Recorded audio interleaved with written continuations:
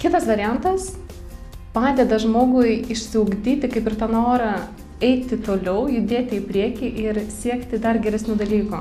Taip netyčia internete naršydamas, kaip prasideda visos įdomios istorijos 21 amžiai, užsiregistruoju kitą variantą užsiėmimus, bet nežinau, nei kas nevyksta, nei kada vyks.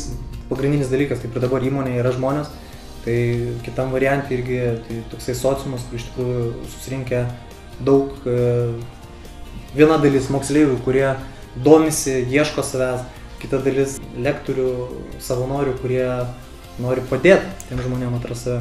Na, mes galime tų pačių žinių apie tikslus, apie laiko planavimą, apie daugybę dalykų, kurie yra dėstomi kitam variante, paskaityti knygose, bet tos bendruomenės, kurią sudaro lektorius, jos neatkus jokiam virtualiam dalykė. Tai aš taip pakankamai aiškiai turėjau tokius žingsnius, ką aš baigęs mokyklą turiu padaryti. Toks, ar tai pranašumas buvo, nežinau, negaliu sulyginti, bet aš jaučiausi pakankamai stipriai. Man svarbu, kad tie žmonės, kurie dirbo, tai būtų savo srities profesionalai.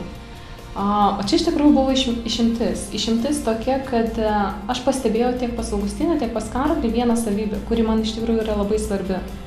Tai tas imlumas ir tas noras tobulėti, tai pas juos tas labai atspindėjo. Tai du esminiai dalykai, tai jie daro tai, kas jiems patinka. Ir antras dalykas, jie labai sparčiai tobulėja. Visų pirma, tai yra daug drąsesni žmonės. Nes, kaip ir sakiau, tam toje aplinkoje tu susiduri su naujais žmonėm, tu turi bendrauti, turi reikštis, turi išsakyti nuomonę, turi galų galiai išsakyti, kokie tavo tikslai, kur tu savęs ieškai. Tai reiškia, tu daugiau bendrauji. Jeigu tu daugiau bendrauji, tu tampi vis tiek komunikabilesnis, atsiranda daugiau drąsos. Tai mano nuomonė, kad darbdaviui turėti sąmoningą asmenybę, kuris aiškiai žino savo vertybės, daro tai, kas jam patinka ir pasiekia rezultatus, tai iš tikrųjų yra labai gerai.